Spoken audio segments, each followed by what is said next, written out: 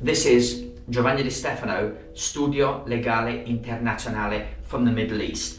This is an update on the case of Mikhail Yuhanna, better known as Tariq Aziz, because his real name, of course, is Mikhail Yuhanna, and he changed to Tariq Aziz, born in 1936. Now, as most of you know, I have had the honour and privilege of representing a number of the ex-Iraqi regime for a number of reasons, which is quite immaterial for this purpose. But Mr Aziz has been very special to me, very, very special indeed. And him and Humad Humadi are those that I truly care, and I will not abandon ever. And of course, the American administration know that only too well.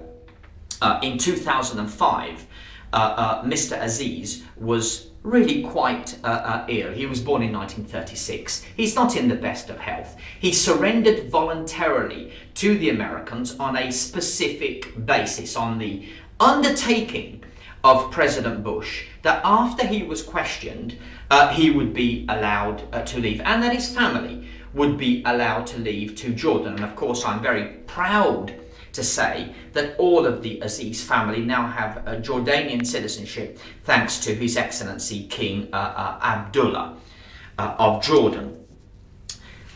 Mr Aziz has faced 3 trials, of which one he was acquitted of murder and a number of things, which was frankly absurd. But you know, you have to face these.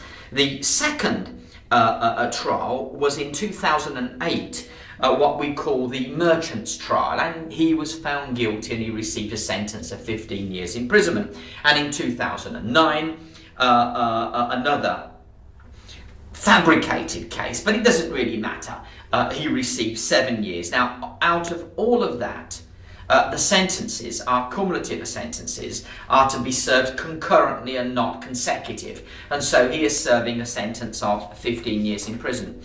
I'm very proud again to show the power of attorney that I've held since 2005 with the signature of Tariq Aziz, and it's a document that I am extremely proud of, because he is truly a great person, not at all what has been made out, and extremely loyal. Loyalty is an ingredient that politicians should cherish and not persecute or prosecute.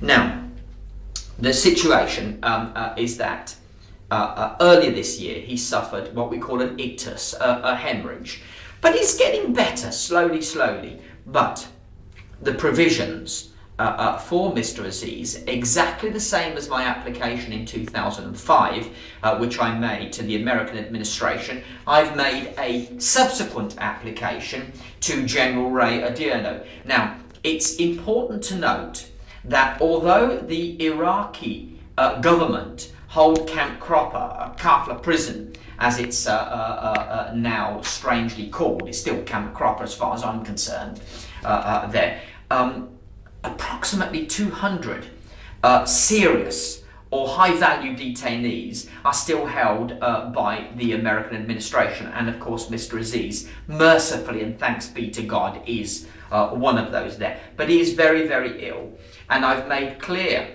to the American administration that I do not want this man to die in prison. It would be wrong.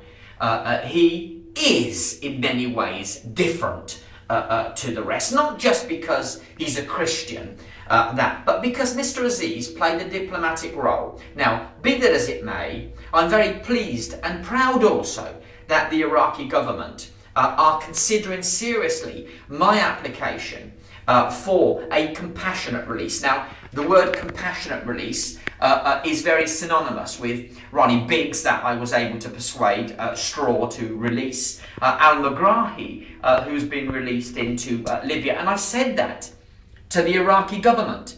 If the British can release an Arab, so can you release Tariq Aziz to rejoin his family. He's effectively served 8 years in prison, but he served half his sentence. He's eligible for release in any case. So what difference could it possibly make? But I'm very proud that Maliki, the Prime Minister, and the President of Iraq are seriously considering, and I invite them even more so, to not just seriously consider, but to apply the rules of justice and to apply the rules of compassion, because without compassion there is no country and no Iraq. And I hope that they do release Mr Tariq Aziz to Jordan, where they are ready to accept him as a citizen. This is Giovanni Di Stefano, Studio Legale Internazionale from the Middle East, on Tariq Aziz.